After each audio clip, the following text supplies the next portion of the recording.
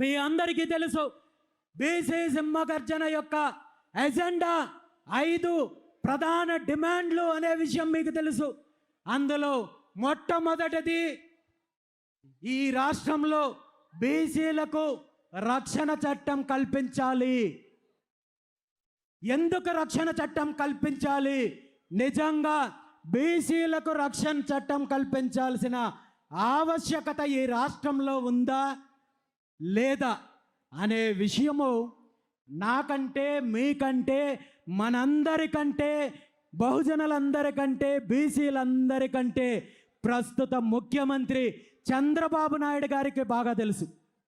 ఎందుకంటే తను ప్రతిపక్షంలో ఉన్నప్పుడు ఆనాటి ప్రభుత్వం జగన్మోహన్ రెడ్డి గారి ప్రభుత్వ హయాంలో బీసీల పైన దాడులు జరుగుతున్నాయి, హత్యలు జరుగుతున్నాయి, బీసీలను వేధిస్తున్నారు అని చెప్పి నేను అధికారంలోకి వస్తే 100 రోజుల్లో బీసీలకు రక్షణ చట్టాన్ని అమలు చేస్తానని చెప్పి ఊరు వాడ బహిరంగ సభల్లో పాదయాత్రల్లో ముఖ్యమంత్రి చంద్రబాబు నాయుడు గారు, వాళ్ళ పుత్రరత్నం నారా లోకేష్ గారు, వాళ్ళ పార్టీ మేనిఫెస్టో, వాళ్ళ కార్యకర్తలు దండోరా వేసే కార్యక్రమం చేశారు.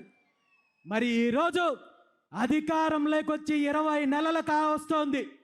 ఈ 20 నెలల కాలంలో బీసీల పైన, బీసీ నాయకుల పైన, బీసీ మహిళల పైన, బీసీ ఉద్యోగస్తుల పైన అనేక రకాల దాడులు జరిగాయి, అరాచకాలు జరిగాయి, హత్యలు జరిగాయి.